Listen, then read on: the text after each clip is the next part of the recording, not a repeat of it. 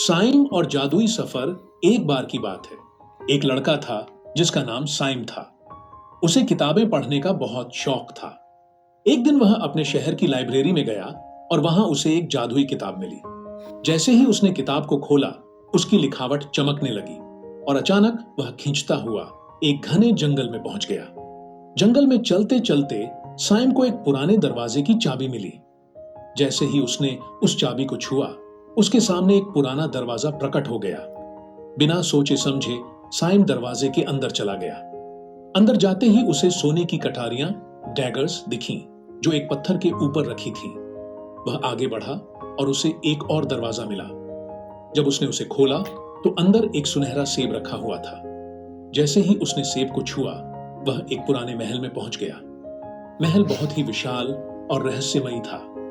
वहां उसे एक और दरवाजा मिला, जिसे खोलते ही उसके सामने एक जादुई आईना आ गया। आईने में एक बूढ़ी अम्मा खड़ी थी। साइम ने जो ही आईने को छुआ, वह फिर से जंगल में आ गया। अब उसके हाथ में सोने की बीन, फ्लूट थी। वह धीरे धीरे जंगल से आगे बढ़ता रहा और एक ऐसी जगह पहुंचा जहां बर्तन और बर्तन बनाने वाली चीजें रखी हुई थी।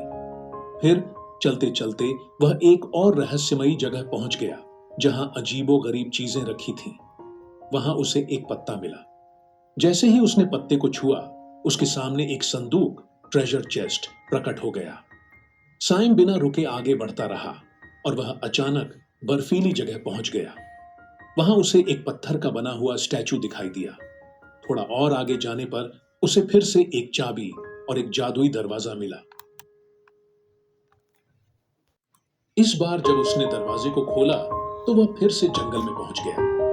अब साइम बहुत खुश था, क्योंकि उसने एक अद्भुत और जादुई सफर तय कर लिया था। सीख।